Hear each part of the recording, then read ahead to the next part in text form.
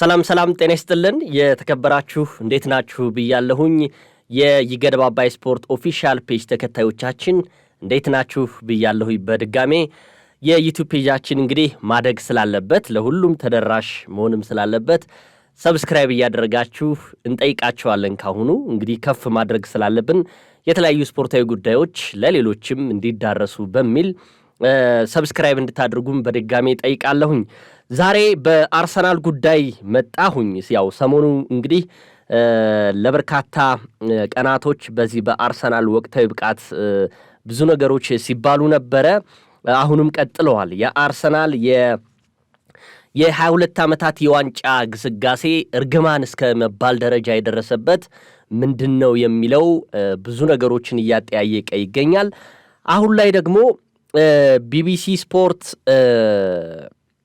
አንድ መረጃ አውጥቷል የ22 ይቅርታ የ18 ዓመታት ታሪኩን በ2007-2008 የውድድር ዓመት ያለውን እንደዚሁ ደግሞ ከ2025-26 የውድድር ዘመን አሁን ካለው ጋር ያነጻጸረ ቢቢሲ ዘለግ ያለ ቁጥራዊ መረጃዎችን ይዞ ወጥቷል ምናልባት ይህ መረጃ እንግዲህ አርሰናል በዛን ወቅት ዋንጫውን የተነጠቀበት ዓመት ነበረ እንደ አውሮፓውያኑ ዘመን ቀመር 2007-2008 የውድድር ዘመን ላይ እሱን ላስታውሳችሁ ጥንቃቄ እንድታደርጉ የምፈልገው ነገር ቢቢሲ ያወጣው እሱ ራሱ ማንንም የአርሰናል ደጋፊ ለማስከፋት ወይም ደግሞ ለአርሰናል ደጋፊዎች አሁን ላይ ሌላ ነገር ለመፍጠር አይደለም ነገር ግን ስታቲክ እየመራን ስለሆነ ልክ እንደ 2007-8 የውድድር ዘመን አርሰናል በ26 ሳምንታት ውስጥ ያጋጠመውን ነገር ዞር ብሎ 18 ዓመታቶችን የፈተሸውን ነው እኔም ይሄን የምለው ለየትኛውም የአርሰናል ደጋፊ ቅሬታ ለመፍጠር ወይም ደግሞ ሌላ ጉዳይ ኖሮኝ አይደለም ግን በመሰረቱ ምን ነበር 2007-2008 የውድድር ዓመት ላይ የተፈጠረው አጋጣሚው መገጣጠሙ እኔንም ስላስገረመኝ ነው ስለዚህ ልንገራችሁ ምንድን ነበር የተፈጠረው የሚለው እንግዲህ 2007-2008 የውድድር ዓመት ላይ አርሰናል ለበርካታ ዓመታቶች ከዋንጫ የራቀበት ዘመን ነበረ የዋንጫ ግስጋሴውን አሳምሮ በአሰልጣኝ አርሰን ቬንገር እየተመራ ድንቅ የውድድር ዘመን ያሳለፈበት ጊዜ ነበረ እንደነ ሴስ ፋብሪጋዝ የመሳሰሉ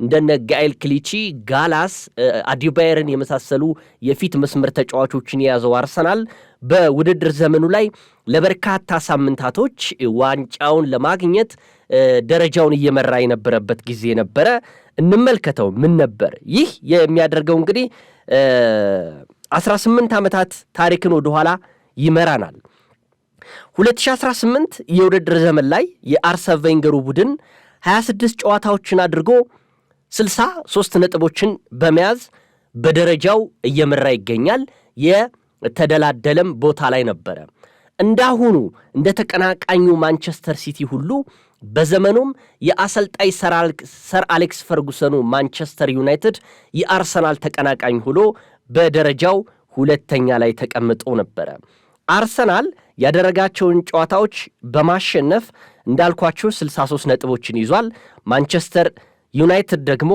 58 ነጥቦችን በ5 ነጥብ በመራቅ ሁለተኛ ላይ ተቀምጧል ይህ የዋንጫ ግስጋሴው 13 ያህል ጨዋታዎች ሊቀሩት እንዳሁኑ እንደማለት ነው 26 ጨዋታዎችን አድርጓል ሁለቱም የጎል ዲፈረንሳቸው የሚገርመው ደግሞ እኩል 36 ነበረ እንግዲህ 27ኛ ሳምንትን ጨዋታውን አርሰናል ለማድረግ የመጀመሪያውን ጨዋታ እንግዲህ የማድረግ እቅድ የነበረው አርሰናል ነበረ በ27ኛ ሳምንት ጨዋታ አርሰናል ወደ ዌስት ሚድላንድስ ተጉዞ ወራጅ ቀጠና ላይ ያለውን የአሌክስ ማካሌሽን ቡድን በርሚንግሃምን ለመግጠም ወደዛው ተጉዟል አርሰናል ይህን ጨዋታ ካሸነፈ ነጥቡን 67 ያደርሳል 66 ያደርሳል 66 አደረሰ ማለት ከማንቸስተር ሲቲ ጋር ያለው ነጥብ ከዩናይትድ ጋር ያለው ነጥብ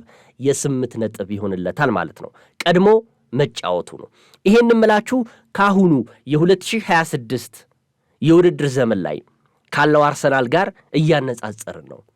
አሁን ላይ ደግሞ ማንቸስተር ሲቲን በ5 ነጥቦች ርቆ ወደ ሞሊኒክስ ስታዲየም ተጉዞ ወራጅ ቀጠና ላይ ያለውን ወልቭስን ለመግጠም ተጉዟል። ይህን ጨዋታ ካሸነፈ አርሰናል አሁንም የ8 ነጥብ ልዩነት ይኖረዋል ማለት ነው። ባለፈው እንዳልኳችሁ የ7 ነጥብ ልዩነት ለማድረግ ነበረ ይዞ የሄደው፣ ያን ሳይጠቀምበት መቅረቱ የሚታወስ ነው። በዛን ወቅት ግን የ8 ነጥብ ነበረ። ይቅርታ አድርጉልኝና አሁንም አርሰናል ትናንትና ከውልቭስ ጋር ባለፈው ያደረገውን ጨዋታ አሸንፎ ቢሆን የነጥብ ልዩነቱን ወደ 7 ያደርግ ነበረ። ተመሳሳይነቱን ነው እየነገርኳችሁ ያለው። በመቀጠል እንግዲህ በርሚንግሃም ነው የገጠመው አርሰናል። በወቅቱ የዓለማችን የወቅቱ ኮከብ ይሆናል ተብሎ የተጠበቀው እንግሊዛዊው የ18 ዓመቱ የፊት መስመር ተጫዋች ቲዮ ዋልኮት 2 ጎሎችን አስቆጥሮ አርሰናል እስከ 95ኛው ደቂቃ ድረስ 2-1 እየመራ ነው። ያ ድንቅ ጊዜ ለአርሰናል ደጋፊዎችም ለአርሰናሎችም ጥሩ ጊዜን እያሳለፉ ነበረ። በጭማሪ ደቂቃ የተፈጠረውን ነገር ነግራችኋለሁ። ወልቭስም ጋር 2-1 እየመራ 94 ያህል ደቂቃዎች ተጉዘዋል። እንግዲህ የተፈጠረው ነገር በዛን ወቅት ከ18 ዓመታት በፊት የነበረው ጋኤል ክሊቺ በበርሚንግሃም ሲቲ አጥቂ ላይ ፋውል ይሰራል።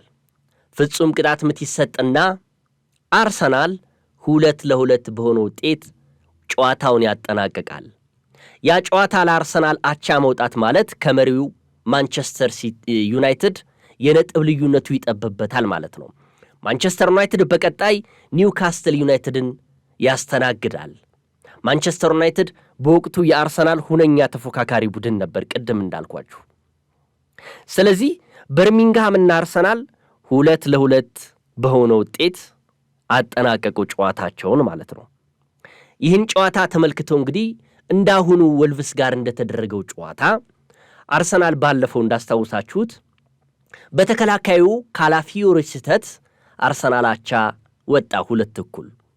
ተጫዋቾቹ የስነ ልቦና ችግር ገጠማቸው። በወቅቱ ዊሊያም ጋላስን የምታስታውሱ ከሆነ መሃል ሜዳ ላይ ቁጭ ብሎ ዘለግ ላሉ ደቂቃዎች እያለቀሰ የታየበትም አጋጣሚ ነበር። አርሰናል ከዛ በኋላ የነጥብ ማሽቆልቆል ውስጥ ገባ። በ27ኛ ሳምንት ማንቸስተር ዩናይትድ ተከታዩ 5-1 በሆነ ውጤት ኒውካስትል ዩናይትድን ማሸነፉን ተከትሎ ልዩነቱን በ2 ነጥብ አደረገው። አርሰናል ቀጣይ ያሉትን ተከታታይ ጨዋታዎች ከ7ቱ አንዱን ነበር ማሸነፍ የቻለው። እንግዲህ የሊጉ መሪ አርሰናል የነበረው 63 ነጥብ የያዘው አርሰናል በወቅቱ ጥሩ ግስጋሴን እያደረገ የስነ ልቦና ችግር አርሰናል ውስጥ አሁንም እንዳለ ማሳያ ነው። ስለዚህ አርሰናል ከ7ቱ አንዱን ማሸነፉን ነው መረጃዎች የሚጠቁሙት በወቅቱ። ይህንንም ተከትሎ ነጥቡ በ9 ነጥብ ዝቅ ብሎ 7 ጨዋታዎችን ካደረጋቸው አንዱን ማሸነፉን ተከትሎ 9 ነጥቦች ዝቅ ብሎ ከማንቸስተር ዩናይትድ በደረጃው 3ኛ ላይ ተቀመጠ አርሰናል። ይሄ ማለት እንግዲህ 27ኛ ሳምንት 28ኛ ሳምንት እያሉ የነበሩትን ጨዋታዎች አርሰናል ወሳኝ የነበረውን መርሃ ግብር በጠቅላላ ከበርሚንግሃም ጋር 2-2 ወጣ፣ ከአስቶን ቪላ ጋር 1-1 ወጣ፣ ከዊጋን ጋር 0-0 ወጣ፣ ከሚድልስብራ ጋር 1-1 ወጣ፣ ከቼልሲ ጋር 2-1 ተሸነፈ። መጨረሻ ላይ ቦልተንን 3-2 ታሸነፈ። ከዛ ደግሞ ከሊቨርፑል ጋር 1-1 ወጣ።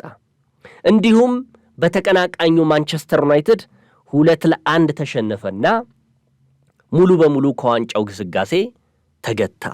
2007-2008 የውድድር ዘመን ላይ አርሰናል የመጨረሻዎቹን 4 ጨዋታዎች ቢያሸንፍም ማንቸስተር ዩናይትድ የሰበሰባቸው 83 ነጥቦች ሻምፒዮን ማድረጉን ስለቻለ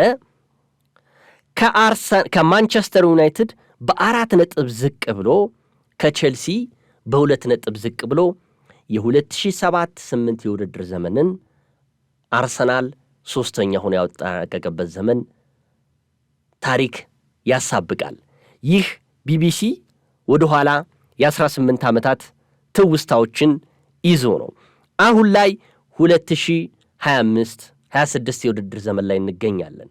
አርሰናል ባለፉት 11 ጨዋታዎች 2ቱን ብቻ ነው ማሸነፍ የቻለው።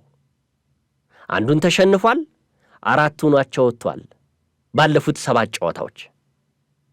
ይሄ ማለት አስደንጋጭ ነው ለአርሰናል።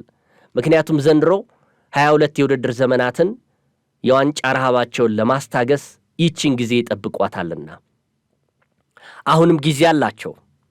አርሰናል ቀጣይ ከቶተንሃም ጋር የፊታችን እሁድ ምሽት በለንደን ደርቢ ይጫወታል።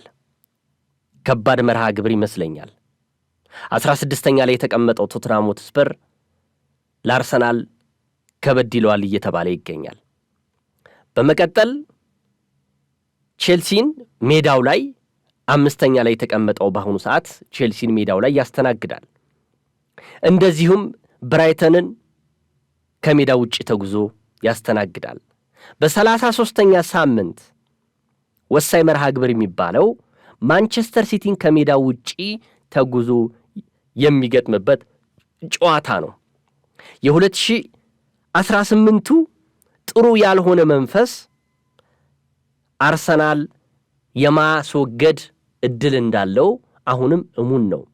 በአጠቃላይ የ2007-8 የውድድር ዘመንን ከ2025-26 የውድድር ዘመን ጋር እያነጻጸረን ታሪክን መመሳሰሉን አይተናል። ዘንድሮስ ምን ይፈጠራል የሚለውን እንወያይበታለን። አመሰግናለሁ።